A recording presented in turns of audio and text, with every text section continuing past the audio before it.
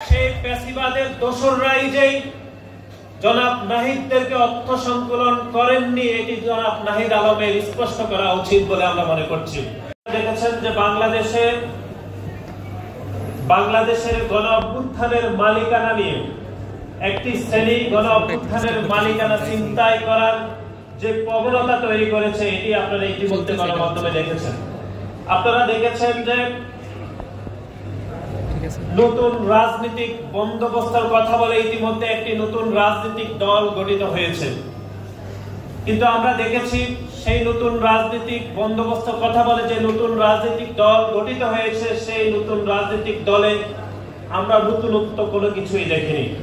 বরং শহীদ প্রেসিডেন্ট জিয়াউর রহমান বাংলাদেশ জাতীয়তাবাদী দল যখন গঠন করেছিলেন, উনি গঠন করতে যে সকল পলিসি গ্রহণ করেছিলেন, সেই সকল পলিসি এখন নতুন রাজনৈতিক যে দল গঠিত হয়েছে তারা সেগুলো গ্রহণ করেছে।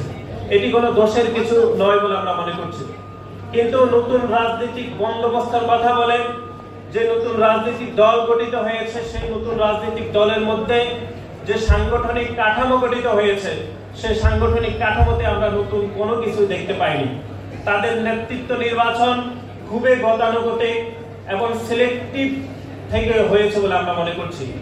তাদের ফরেন পলিসির বিষয়ে আমরা নতুনত্ব কোনো কিছুই দেখতে পাইনি। বিশেষ করে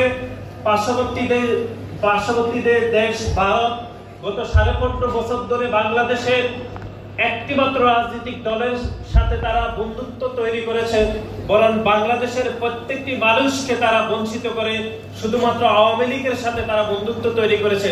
তার বিপরীতে নতুন যে রাজনৈতিক দল গঠিত হয়েছে, সেই রাজনৈতিক দল যদি রাষ্ট্র ক্ষমতায় যায়, জনগণ যদি তাদেরকে ভোট দান করে, তাহলে তাদের ফরেন পলিসি কি হবে সে বিষয়ে আমরা সুস্পষ্টভাবে কোনো কিছু জানতে পারিনি।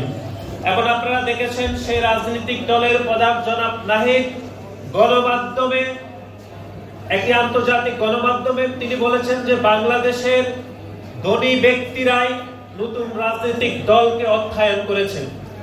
আমরা এখানে স্পষ্টভাবে বলতে চাই যে গত 15.5 বছর ধরে বাংলাদেশের সব থেকে ধনী ব্যক্তিরা হচ্ছে যারা গত 15.5 বছর ধরে ফ্যাসিবাদ তৈরি করেছিল তারা। সুতরাং সেই ফ্যাসিবাদের দোসররাই যেই জনাব নাহিদদেরকে অর্থ সংকলন করেননি, এটি জনাব নাহিদ আলমের স্পষ্ট করা উচিত বলে আমরা মনে করছি। এবং নতুন রাজনৈতিক বন্দোবস্তের কথা বলে যে নতুন রাজনৈতিক দল গঠিত হয়েছে, সেই নতুন রাজনৈতিক দল কোনোভাবেই তাদের সমালোচনা সহ্য করতে পারে না। আপনি যদি তাদের সামান্যতম সমালোচনা করেন, তাহলে তারা দেখবেন যে পুরাতন যে রাজনৈতিক দলগুলো রয়েছে তাদের ভুল ধরিয়ে তাদের দোষগুলোকে তারা জাস্টিফাই করার চেষ্টা করে।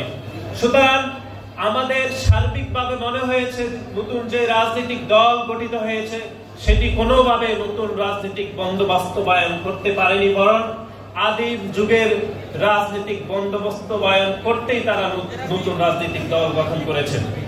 সংগ্রামী বন্ধুগণ, এর বাইরে আপনারা দেখেছেন বাংলাদেশ জাতীয়তাবাদী ছাত্র